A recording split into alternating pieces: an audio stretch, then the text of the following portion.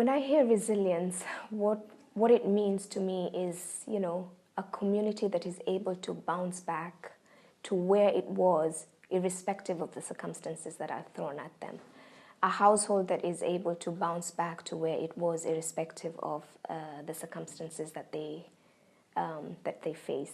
And in the context of the urban communities in Kenya, and you'll be hearing more about the resilient situation in Kenya, from Jeremy, but in the context of urban, I think we have half of the population in Nairobi that lives below poverty, half of the population that's basically surviving day to day, and at the same time very dependent on the markets.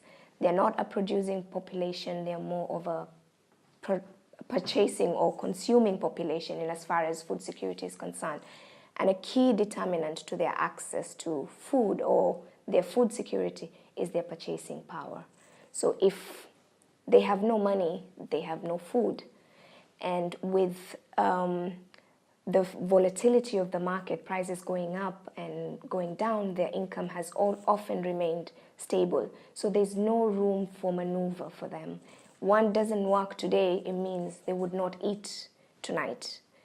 And what does that mean from a nutrition perspective? What it means is that you've got a silent crisis that goes on in these urban areas. You look at the stunting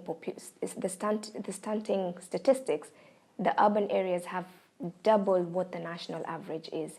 It might not be the same in terms of the global acute malnutrition rates, because if we talk about 13%, which is the humanitarian standard for intervention, in the urban we'll be talking of tens and thousands of children. But when you look at the stunting rate, which is long-term, it is double the population. And so we cannot be talking about resilience without really talking about or looking at the situation from an urban perspective. More and more people globally are living in the urban areas, and they move into these areas in search of economic opportunities and often end up living in the most deplorable situation that has an impact not just immediately at the household level, but also long-term in terms of the welfare of the children and their development. So as we talk about resilience, it is my plea that we would look at this from an urban perspective as well.